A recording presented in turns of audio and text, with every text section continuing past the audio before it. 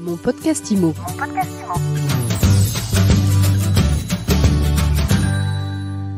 Bonjour à tous, bienvenue dans ce nouvel épisode de mon podcast IMO. C'est toujours un grand plaisir de retrouver Jonathan Lecoron-Clady. Bonjour. Bonjour Ariane. Alors, vous êtes président de l'AFNAIM du Vaucluse. Tout à fait. Toujours, ça n'a pas changé. Non, ça n'a pas changé.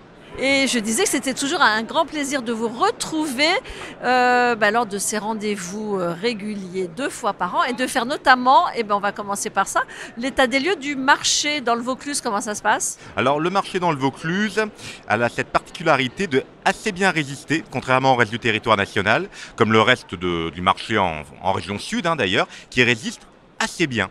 Néanmoins, on a... Vaucluse-PACA en fait. Vaucluse-PACA, tout à fait. On a une baisse d'activité, c'est indéniable. Également un cycle baissier au niveau des prix qui s'est enclenché. Mais après tout, est-ce que ce ne serait pas juste un retour à la normale? Parce qu'on sort de plusieurs années exceptionnelles, à des niveaux records qu'on n'a jamais vus. Là, on va faire un atterrissage aux environs des 900 000 transactions cette année. On revient sur des niveaux d'avant Covid en fait. Donc on a été mal habitué. L'exceptionnel, c'est terminé. On revient à la normale. Puis l'exceptionnel, on a toujours envie que ça dure. Ah bah bien sûr, on a toujours envie que ça dure. Quand on est mal habitué, on aimerait que ça continue.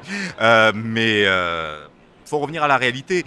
Après, il est clair que le quasi-quadruplement des taux d'intérêt en 18 mois a mis un gros frein à la dynamique qu'on a connue. Mais là aussi, on est sur des taux qu'on a déjà connus par le passé. Ce qui était anormal, c'est les taux qu'on a vus à 1%. L'argent était gratuit. Ça n'existait pas. Là, on revient à une forme de normalité. Il va falloir revenir aux fondamentaux et il va falloir que nos adhérents, effectivement, deviennent plus professionnels que jamais, se démarquent et l'AFNAIM sera là pour les y aider. Comment vous expliquez qu'en PACA, le ralentissement il est moindre que dans d'autres régions, notamment la région parisienne, au niveau des prix? Alors, la lumière peut-être, le soleil. Nous sommes après tout à 2h42 de Paris. Le Covid a eu cet effet révélateur également d'un public qui a voulu gagner en qualité de vie, qui a quitté les grandes métropoles et qui pour autant n'est pas prête aujourd'hui à y retourner. Donc c'est pour ça que la PACA résiste assez bien et que ce soit avant Covid ou après Covid, la PACA a toujours été une région très attractive.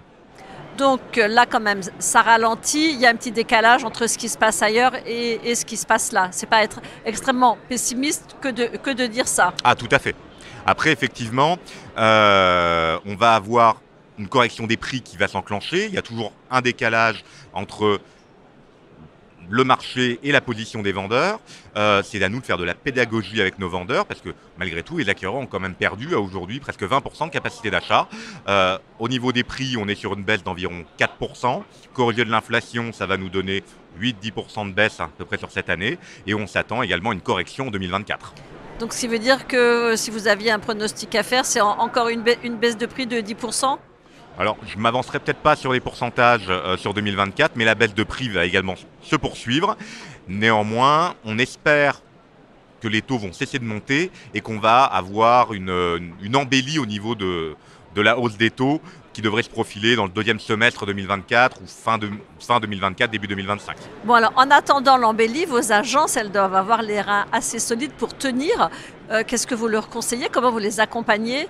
Est-ce que vous avez beaucoup de défaillances? Alors, pour l'instant, au Vaucluse, on n'a pas de défaillance. On n'en a pas observé dans nos rangs. On rappelle à nos agents qu'il faut revenir en fait aux fondamentaux.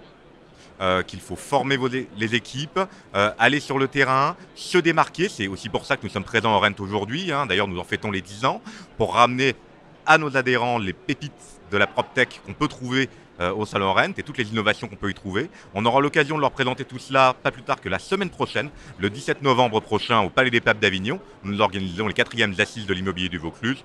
On leur livrera les chiffres clés de l'immobilier en France, en région et dans le département, ainsi que les perspectives de 2024 de manière chiffrée. Ils pourront également y trouver toutes les solutions qui leur permettront de se démarquer pour passer cette crise difficile et relever tous les défis qui vont les attendre demain. Merci beaucoup Jonathan Lecoron-Clady.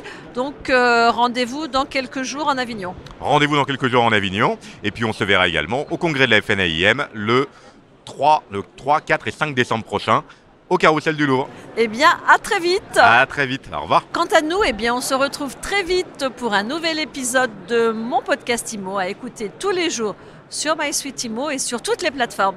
D'ailleurs, j'en profite pour signaler que vous êtes de plus en plus nombreux à nous écouter. Alors continuez, abonnez-vous, mettez-nous des commentaires et surtout laissez-nous des étoiles. On adore ça chez MySuite. Mon podcast IMO. Mon podcast IMO.